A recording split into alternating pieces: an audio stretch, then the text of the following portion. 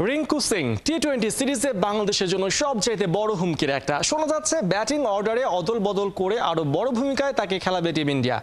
নতুন ভূমিকায় নামার আগে নতুন একটা ট্যাটু করেছেন নামি ফিনিশার। বাংলাদেশের সাথে সিরিজে নামার আগে কেন নতুন এই নকশা? Player to watch Rinku Singh এর গল্পটা মাহদি হাসানের কাছে।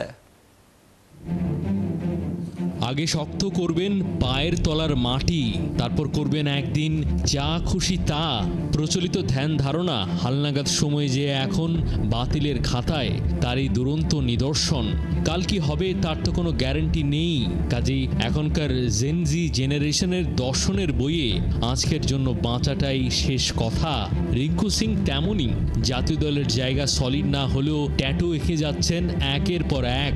বাংলাদেশের বিপক্ষে ম্যাচে নামার আগে গায়ে তুলেছেন নতুন নকশা, সাথে আবার ফ্রিতে শুনিয়ে দিয়েছেন এই ট্যাটুর গল্প।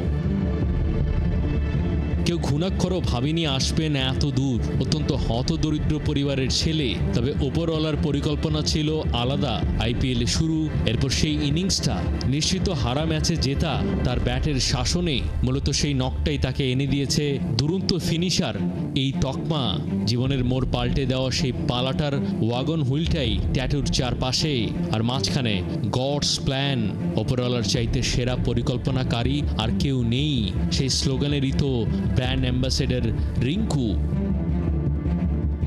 যারা চাপের খেলাটা খেলে, গুরুত্বপূর্ণ মুহূর্তের প্লেয়ার, এক একটা ইনিংসে এক একটা শিল্প কিংবা ইতিহাস। তাদের জন্য জীবনটা উপভোগ করা একটু বেশি জরুরি। তা না হলে হার্টবিট বেড়ে যাওয়া মুহূর্তগুলোয় টিমের প্রেশার রিলিজ করবেন কি করে? অনেক বিশ্লেষকদের মতামত এমন, ফিনিশিং শুধু দক্ষতা নয়, মানসিকতাও। সে কারণে হয়তো ক্রিকেটের সেরা ফিনিশারদের মধ্যে জীবনটা ভরপুর সেলিব্রেট করার একই মুড। বাংলাদেশের বিপক্ষে টি-20 সিরিজে ব্যাট করবেন ওপরে বলছে ভারতীয় গণমাধ্যম। নতুন পজিশন, নতুন ট্যাটু।